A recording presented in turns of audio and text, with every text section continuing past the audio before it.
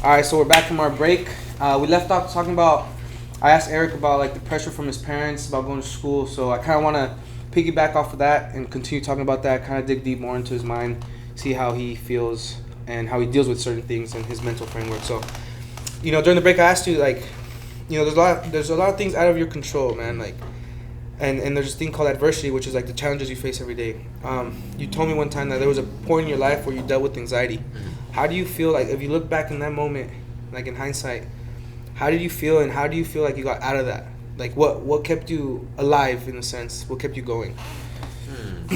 I'd say, like you said, I remember I was talking to you, like I was just going through a lot of shit at one point, and it was just kind of like, just like a phase. Yeah. Like I felt very unmotivated. I didn't feel like doing anything, like, because after a while, because with this video stuff, like, being like, I don't like to refer myself as a creative. I don't know. Okay, you don't like it. But like after so many projects, so many things, you're like, you kind of lose motivation. You get kind of like burnt out. Burnt out. There you go. And kind of, I just like took a break. There's times I take breaks and stuff like that. I don't go on my computer. I don't do anything because I feel like I'm being forced to do it. Oh, okay. And when I feel like I'm being forced, I don't enjoy it. Okay. So when I go through that, like a bunch of videographers that I talk to, they all go through it, Yeah, of course. Like it's just a normal thing, and then just taking a break, and then just taking time off, spending more time with family, going out more and stuff. So you're saying like kind of take time away to humble yourself again, kind of like make sure you're 10 toes on the ground. Cool, man. Like I don't know, what do you have to say to that? But especially like society pressure, like how. Like, we see him as a videographer, but sometimes we forget, because there's these labels we put on people. Like, oh, OD has a barbershop, man. He's probably well off. But they forget that he's still human, that you're still human. You go through your own shit. You know what I mean? Especially mentally. Like, what do you have to say about that?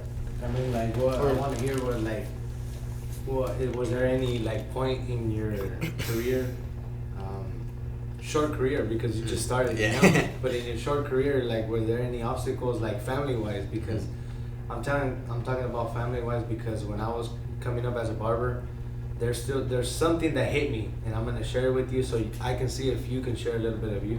My mom told me, "You're gonna charge how much? They're not gonna pay you that much. You should be realistic." And that hit me, bro, because it's coming from my family, from my mom. Like, she was supposed to support me, and like I was telling her I was gonna go to barber school, but now she's telling me this, so I stepped back and that gave me like a 50-50 chance of like me doing it or not going in all the way.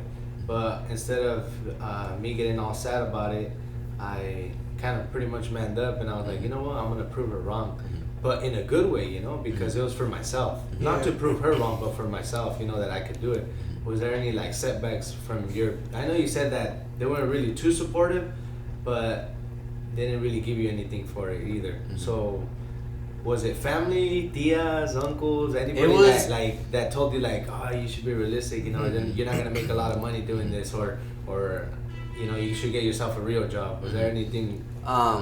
At first, this was a while ago, my parents, my dad is a little bit more supportive, but my mom was like more like realistic with me. Like I'd go out and shoot like some things like for free. And he's like, oh, why are you going all the way out there just for free, all that stuff? And I'm like, well, Mom, it's like I'm starting from the bottom. You got to build these connections and everything. And at one point too, my mom was like, oh, I want you to get like a good paying job and all that stuff. And I'm like, it's because parents nowadays don't understand how the world is. Like the world has changed completely. Like Definitely. The whole like internet has changed everything. Like anyone can start a business at any age with an iPhone. Using an iPhone, Instagram, run ads. Anyone can build a business. It's crazy. Like. That's true, they bro. just That's don't facts. they don't understand how like the world is changing now. Definitely. Like everything's like on the internet now.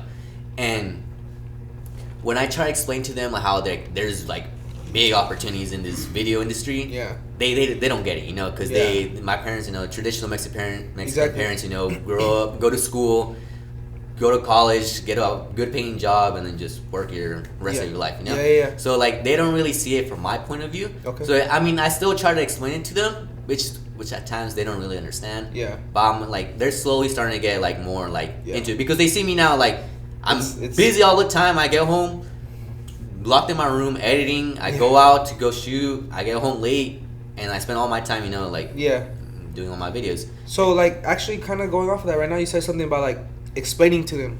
because I found it hard sometimes explaining to my parents like what I do, because like, oh, if there's no money involved, if there's no paycheck at first, like you said, networking, right? They're like, you're wasting your time. So how do you feel, especially let's step aside, maybe if someone asks you like, what do you do, Eric, or like, how much do you charge, and like you tell them like, honestly, bro, I'm doing this shit for free, and they start like maybe judging you. Do you find it? Do you have to explain yourself to people, or you kind of stay quiet and like, you know what, I'm gonna stay focused and do. I'm not gonna worry about what they say, and keep tunnel vision and focus on what I have to do. Does that make sense? Like, do you find it like you have to explain what you do in order to feel like included, type of thing? With like other people besides my family? Or? Yeah. So how do you balance that, bro? Because I feel like sometimes we get pressured by society, like, oh, you're doing shit for free, bro. Like, you should charge, man. But then you got your own plan. Like, I do shit for free because I want to network. These people know other people. You know what I mean? So I'm willing to sacrifice that time because later on in the long run, you're thinking long run. You're not thinking short run. Like, how do you deal with that? Like, I don't want to call them haters, bro. I just want to call them people from the outside, right? They tell you like, damn, bro, like you're wasting your time. Do you find like you have to explain yourself to them? Or do you rather not waste that energy and just stay focused? I kind of really like, to be honest, like I don't really like go out. Like I said, I don't really kick it with other people. So I never be explaining like what I do to other people. I just keep it to myself. I just do me, and I just stay focused to myself. I don't care about what other people think. Definitely. You know. So like, I mean, to closer people like OD, like he knows like what I do personally and stuff like that. So as of like other people, there is other people I try to explain to them like what I do and why I do it, and with the free stuff, like if I see like I can build a connection off this, okay, this person is cool with this person. Maybe if I go out and do something for them, I can probably build a connection from there. And so you gotta know how, like, man, I don't even know where I'm going with this. No. That's part of it, bro. You're like, free fraud. Because when you start doing that, bro, that's when you start throwing key. Yeah, key bro, you're messages thinking to deeper. the people that are watching this. So just keep going, bro. Yeah, it's true, bro. Right now you feel like you got stuck, bro, but it's not because you went into a zone, bro, and that's what we want to get from bro. you, you know? But because like there's gonna be somebody watching this right now, and they're gonna be thinking like, oh, I want to do videography, and then they're getting the inside of you, the real you, like you're going off of what you're feeling right now, and that's kind of what we're trying to share, you know. So it's cool that you're doing that. Who cares if you get off traffic, you know? Yeah, it's like that's the best part. We're not bro. sticking to a script. Like, I want everyone to know like there's no script, man. This is all natural, bro. It's a conversation, and we're just sharing it with you guys, man. I like that, bro. That's probably the best part right now. Cause like something that he kind of was trying to get you to say, or he wanted you hear your input on that was like me, for example. I was trying to always share what I wanted to share with other people, but then I realized that not everybody thinks like me. Yeah, there you go. No one's gonna. There you go. So I felt like I got to a point recently. This is recently where I was like, you know what? I'm gonna stop trying to share a message that some people don't even care about. Okay. Yeah. But like, if somebody's watching this right now, that's probably like looks up to you, or can get something from you. It could be videography, or it could just be personal motivation. What would you tell them if their mom is telling them like, oh, you ain't making money off of that, like, why are you doing it? What would you tell that youngster or that person that's looking up to you for an advice? Man, just forget what your parents say, man. Do you? If it makes you happy, go for it. Like I said, this video stuff makes me happy, and then I'm just gonna keep pushing, keep scaling up, and eventually, like, I want to do this just like start like a media company, you know? There you go. Do like everything, like from like videography, photography, production, like a whole like production company. There you go. And like my friend Javi, I always tell him like, dude, you know, it'd be the dream, like open up a warehouse. Like a warehouse, and just have like a whole like production company, like build sets, green screens, photography, like just of everything, you know, like a whole creative outlet, you know, like where everyone can go and practice their skills and stuff like that. Yeah. No, I like what OD said too about explaining, like, we don't think the same, man. And then you clearly have your own goals, bro. So who's gonna stop you? You right now, no one's gonna stop you, bro. And I feel like that has to do a lot with I don't know if you've ever thought about this and talked to yourself, bro, but I feel like it comes up from an upbringing, bro. Like right now, like I can relate to you on this part. We might look at things different, but you're an older brother, bro. I feel like that shapes your mind differently, because you're a leader the day you have a sister, right? The day she was born, bro, you became a leader without being assigned it. It was just given to you because you're an older brother. How do you, like, let's try to connect that right now, bro. Do you feel like that? Think about your upbringing, the mentality you had. Do you think you apply that every day now? Because right now, like, your attitude, man, I love it. You're like, just do it. Screw what they say and do it, man. Do you feel like that kind of stems from that? Like, comes from like that mentality of being a leader in your family first and then apply it somewhere else? Yeah. Have you thought about that before? There has been times where I think about it like that. Like, for example, like my little sister. Well, I have 2 sisters. Oh, 2. Okay, yeah. One is she's a freshman in high school right now, and one's she's gonna be a 6th grader. Okay. And they do look up to me. That's a cool thing. And I have also a little cousin. They look up to me, you know. Yeah. And they always like ask me like, oh, do you have a video shoot this weekend? You have a video shoot this? I'm like, yeah. And like, oh, okay, you know.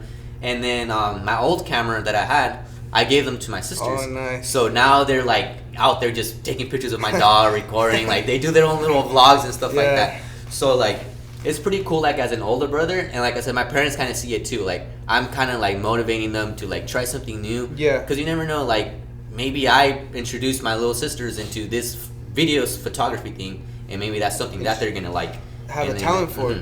Definitely, bro. And they're really young right now, especially my other cousin. I have another cousin. He's gonna be a freshman this upcoming year, and he looks up to me a lot, like with everything, like work, car stuff, video stuff. Like that's like my little brother to me. You know, I always try to put him like in the right like mindset. You know, I always try to teach him everything, what's good from bad, and just try to be like a good role model to them. Definitely. You know? Yeah, bro. I think. But talk about role models, bro. Like I feel sometimes being a role model has a lot of pressure to it because describe your version of role model. Do you feel like you have to be perfect in their eyes, or do you feel like you want to teach them through your mistakes and allow them to develop their own character? You know Definitely teach them through my mistakes for sure. Because I mean, you know, I could relate to that being an older brother. Like you want your little sister or your sibling to look up to you and be like, man, you know what, my brother does this. He's cool. But with that, sometimes comes side effects, bro. Like sometimes I try to be too perfect because I didn't want her to see me mess up. But I feel within the mistakes, bro, that's where it becomes more relatable. And that's part of the purpose here, bro. I want to let people know we're all relatable, bro. We all have the same neurochemistry in our body, bro. We all have different anxieties, different pressures, bro.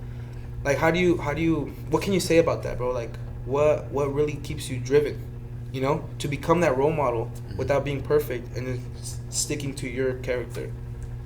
I'd say, just keep doing you. Yeah, just keep doing me, and then I just try to be a good example for my little sisters, you know, and my little cousin and stuff. And just by me teaching them what I know, it's kind of just like it feels good knowing that they look up to me, and then I'm good setting good examples for them. Yeah, good, bro. I like that, man. What do you think, Odi? Like looking back at that, like looking at that, and like dissect that almost. Like I bet you felt pressure, like you said, the whole thing that your mom said, like. The whole drive. I feel like sometimes we lose drive because, like now with social media, man, for example, like there's a lot of pressure, bro. You post a video, bro. Let's suppose, I'm not saying you do it, but let's suppose you post a content and you expect a reaction, right?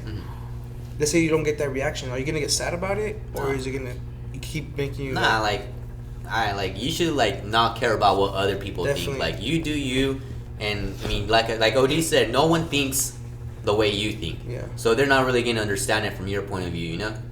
Yeah, damn, bro. I like that, bro, because I feel like sometimes it's really hard, especially with social media, man, to stay true to yourself. Because I feel like a lot of people use a different persona on there. Yeah. You know what I mean? And I like your social media, bro, because it's your style, bro. Like when I see your shit, bro, that's Eric, bro. You're not trying to be no one else. You're not trying to impress anybody else, bro. You have your own, I'll call it market, but it's your own audience, bro. And I feel like I see your comments, bro. You have good engagement. They'll tell you like, hey, bro, I like your shit, man. You have people from different states hitting you up, bro. Yeah.